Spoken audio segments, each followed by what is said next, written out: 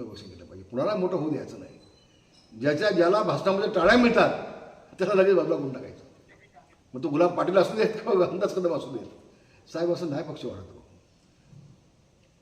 काय काय त्याला संपूर्ण पक्ष वाढत नसतो, काय काय त्याला ताकद द्या, वाढवा, त्याला मोठे करा तुम्ही. आणि म्हणून पुन्हा एकदा उद्धवजींकडनं 6 खासदार निवडून आलेले आहेत, त्यांनी दिल्लीत गेलेले आहेत, वेगळा गट केलेला आहे आणि मग अधिकृतपणे आता ते शिवसेनेमध्ये आले आहेत.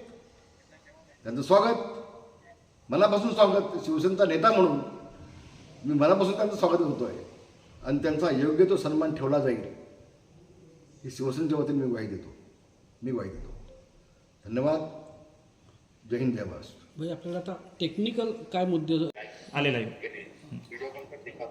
भाई आज पुन्हा एकदा राजकीय भूकंप घडल्याचं पाहायला मिळते. 6 आमदारांचे खासदारांचा एक वेगळा गट शेवटी आज स्थापन झालेला आहे दिल्लीमध्ये. मोठी हालचाल म्हणावी लागेल. काय तुमची पहिली प्रतिक्रिया? मी पहिल्यांदा एवढंच सांगेन उद्धवजींना की उद्धवजी, आपण आता स्वतःचं आत्मपरीक्षण पुन्हा एकदा करून घ्या. ही वेळ आपल्यावरती काय येते? आपल्याला आमदार, खासदार, मंत्री, जिल्हा प्रमुख, शिवसैनिक सोडून का चालले? तुम्ही तर शिवसेना प्रमुख माननीय बाळासाहेब ठाकरे यांच्या सुपुत्र आहात. मग उद्धवजी असं काय होत आहे तुमच्या सोबत, तुमच्या आजूबाजूला असं काय आहे की ज्याच्यामुळं तुम्हाला राजकारणामध्ये मोठ्या प्रमाणामध्ये अपयश येते, तुमची नाचक्की होते? मी तर म्हणेन तुमचं नाक कापायचंच काम होत आहे. हा संबंध महाराष्ट्राला पुन्हा एकदा हादगा बसलेला आहे उद्धवजी. याचं तुम्ही आत्मपरीक्षण करणार आहात की नाही? की प्रत्येकाला तुम्ही हेच सांगणार आहात, गेट आउट, चालते व्हा, मला काय फरक पडत नाही, निघून जा? उद्धवजी, तुम्हाला काय फरक पडत नाही हो, पण महाराष्ट्रातल्या मराठी माणसाला फरक पडतोय. शिवसेना प्रमुखांनी जे सगळं उभं केलं होतं ते संबंध कोसळताना ज्यावेळेला महाराष्ट्र बघतोय, संबंध देश बघतोय, नवे नवे देशातले हे संबंध 33 आणि 34 आणि 35 देश बघतायत. मग अजून देखील तुमच्यामध्ये परिवर्तन का होत नाही? तुम्ही स्वतःमध्ये बदलाव करून का घेत नाही? किंवा ज्या तुमच्या चुका होत आहेत किंवा ज्या तुम्हाला चुका करायला लावतायत किंवा तुमच्या आजूबाजूला जे कोण आहेत, ऐकावे जनाचे, करावे मनाचे. उद्धवजी, तुम्हाला पुन्हा एकदा मी आठवण करून देतोय,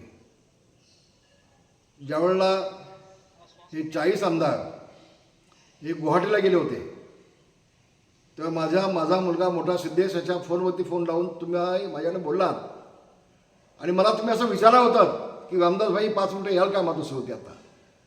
मी तुम्हाला सांगितलं होतं साहेब त्याचा वेळ निघून गेली. मग मी काय केलं पाहिजे? माझ्याकडे कोण बोलत नाही. मी तुम्हाला पुन्हा सांगितलं होतं साहेब माझं ऐकाल का तुम्ही?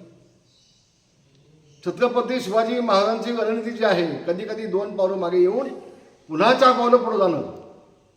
मी तुम्हाला एवढंच विनंती केली होती, उद्धवजी उद्या दुपारी 1 वाजेपर्यंत काँग्रेस सोडली असं जाहीर करून टाका. गुवाहाटीतून सगळे आमदार 40 आमदार तुमच्या पायाजवळ मातोश्रीवर येतील 3 तासात, खात्री मला. मी तुम्हाला शपथ घेऊन सांगितलं होतं उद्धवजी.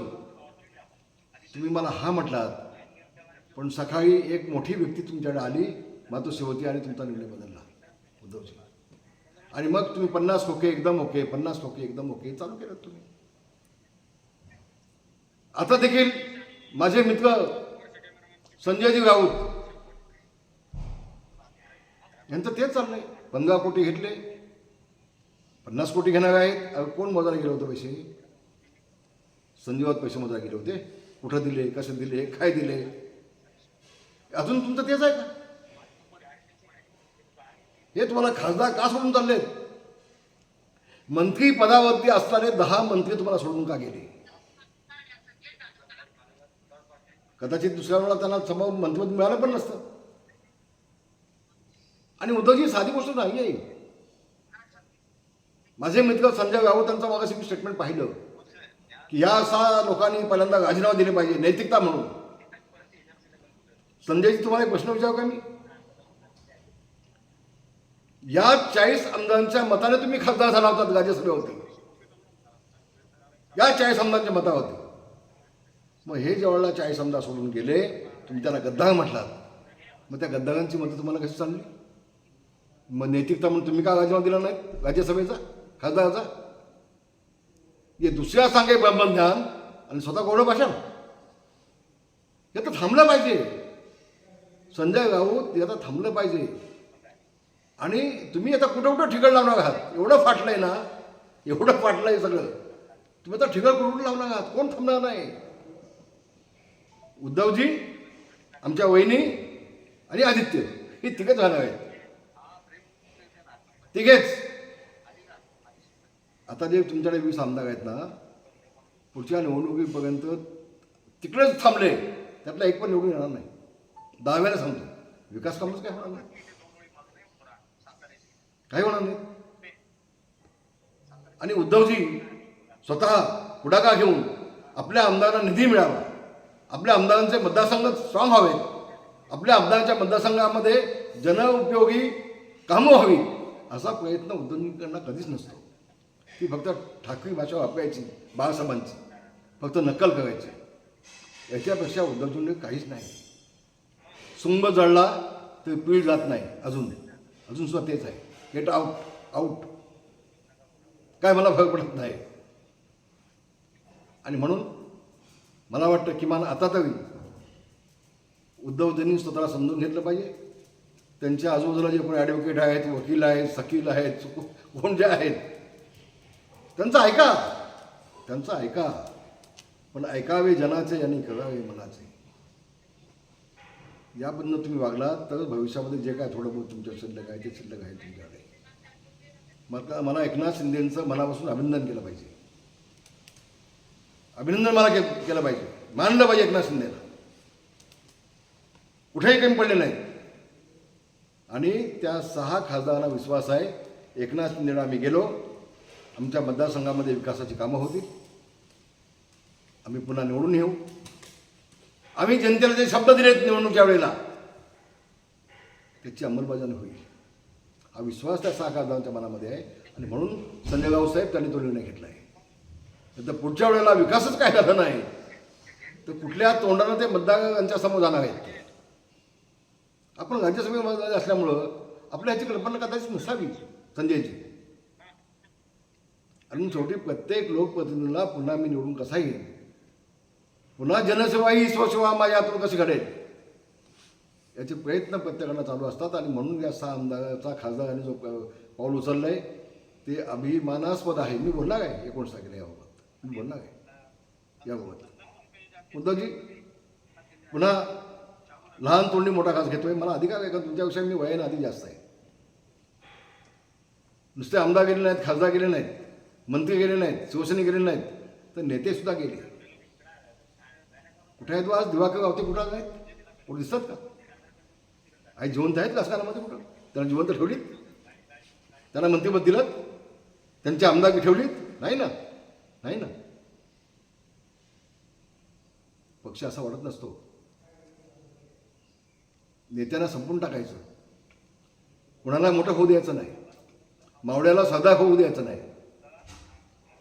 आणि सदागत झाला नाही तो काय कदा वाढलाच नाही. तुम्हाला काय एवढी भीती वाटते? पक्ष कुठला वाढणार आहे? तुम्हाला एवढी मोठी काय भीती वाटते? मग दिवाकर गावते असू देत, रामदास कदम असू देत, गजानन कीर्तीकर असू देत, आमचे लीलाधर ढाकेसाहेब असू देत, आमचे खासदार अमरावतीचे खासदार आमचे अडसूळ असू देत, हे सगळे तुम्हाला का सोडून गेले? कुठे आहेत सगळे आता? उद्धवजी, तुम्ही आपल्याचं आत्मपोषण केलं पाहिजे, आत्मपोषण केलं पाहिजे, कुणाला मोठं होऊ द्यायचं. आता ममता दिदीचे पण सगळे फुटले ना, 2/3 होऊन गेले ना, नियमच आहे तो. या 2/3 असल्यामुळे टेक्निकल कुठलाही इश्यू होणार नाही, ती मला पूर्णपणे खात्री आहे. बरं, खासदार मी देखील विधिमंडळामध्ये 32 वर्ष काढले, 32 वर्ष मी काढले विधिमंडळामध्ये. मला हे माझा अभ्यास आहे, मला नियम माहिती आहे. तो टेक्निकल आता ते उद्या मिटिंग लावतील, म्हणजे हे खासदार आले नाहीत त्यांच्यावर. अगं पण कसं, आता वेळ निघून गेली. वगाती पाठीमागून घोडे नसून काय उपयोग आहे का? बैल मेल्यानंतर झोपा करून काय फायदा आहे का? त्याने वेगळा गट ऑलरेडी केला, त्याला आता संमती मिळाली, संपला विषय ना आता तुमचा. आता तुमच्याकडे ते नाही द्यायचं ना, तर तुमच्या मुलीला येण्यात कसं दे नाही ना ते. हे झोपून आले, ह्याला कळलंच नाही आधी. ह्याने आधी कळायला होता, आधी व्हीप द्यायला होता. आणि मग त्या व्हीपनुसार जर काढलं नसेल तर त्यांच्यावरती कारवाई होऊ शकते असते. पण आता त्याने ट्रूथ हट म्हणून वेगळा गट केला. आता अधिकृत हा कायद्याप्रमाणे निर्णय झालेला असल्यामुळं आता कायद्यानं उद्धवजी त्यांचं काही करू शकत नाही. भाई ऑपरेशन टायगर अडचण हीच होते, उद्धवजींना कायद्याची काही माहिती नाही. मुख्यमंत्री म्हणून गेल्यानंतर मंत्रालयात 2दा गेले 10 मिनिटासाठी, विधानसभेत 2 भाषणं केली. ती भाषणं कुठल्याही आमदाराच्या मंत्र्याच्या प्रश्नाला उत्तर न देता तो विषय सोडून, जसं काय शिवाजी बागला आपण भाषण देतोय, कारण त्याला अभ्यास काहीच नाही ना, अभ्यास काही नाही ना, हीच तर अडचण आहे. आणि जे अभ्यासू होते तेच होत कोण नाही आता. पण भाई आता ऑपरेशन लोटस अंतर्गत खासदार गेले, आता 16 आमदार देखील शिवसेनेमध्ये म्हणजे शिंदेच्या शिवसेनेत. आगे आगे देखो होता है क्या, समझने वालों को इशारा काफी होता है.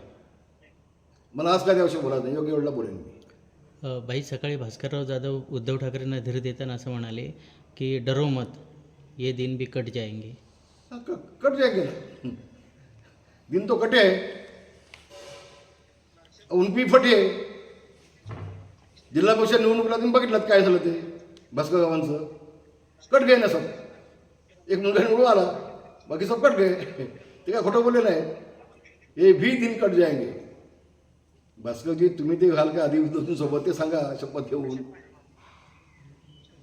फक्त आभास निर्माण करण्याचं काम काही लोक करत आहेत. ठीक आहे, त्याला शुभेच्छा, भास्करजींना पण शुभेच्छा, धन्यवाद. संजय राऊत म्हणलेत की आपण सगळ्यांनी सामूहिक राजीनामे दिले पाहिजेत. लवकर द्या, उशीर होऊ नका. कोणी दिले पाहिजे? खासदारांनी. मग संजय राऊतांनी राजीनामा का दिला नाही? मीच तर मग अशी म्हटलं ना ते. मग ज्या 40 आमदारांच्या मतानं तुम्ही निवडून आला, ते 40 आमदार ज्या वेळेला शिंदेसाहेबांकडे आले, मग त्यांना तुम्ही गद्दार म्हटलात, मग त्या गद्दारांची मतं तुम्हाला कशी चालली? हाच तर माझा प्रश्न आहे ना. मग नैतिकता म्हणून तुम्ही राजीनामा का दिला नाही? हे तुम्हाला लागू होत नाही, बाकीच्यांना लागू होतं का? असं नाही, असं नाही. आणि म्हणून अतिशय मोठा निर्णय आहे. 6 खासदार गेलेले आहेत. मला वाटतं या देशाचे पंतप्रधान मोदीजी देखील एकनाथ शिंदेची पाठ थोपटतील याबाबत माझ्या मनात कुठेही शंका नाही. आणि संबंध देशाला दाखवून दिले एकनाथ शिंदेने की मी किती कॅपेबल आहे. आम्हाला अभिमान आहे उद्धवजी, आम्हाला एकनाथ शिंदेचा अभिमान आहे. आणि अशा माणसाला तुम्ही लांब केलं, रामदासांना तुम्ही लांब केलं. ही सगळी माणसं तुमच्या प्रेमाखातर तुमच्याकडे जीव द्यायला निघाली माणसं, पण यांचाच राजकीय जीव घ्यायला तुम्ही निघाला. त्याला काय करायचं मला सांगा. आता पाण्यात पण बुडत असतंय तर प्रत्येकजण हातपाय हलवून आपण जिवंत कसं व्हावं प्रयत्न करतोच ना. तो आम्ही केला, नाही ना जण तो आम्ही केला ना. आणि त्याच सगळ्या जगाला पटतंय, असं सगळ्या जगाला दिसतंय. कुणामुळे झालं, का झालं, त्याला जवळला कोण? त्याच पाणी का पाणी दूध का दूध हो गए. जय महाराष्ट्र, धन्यवाद.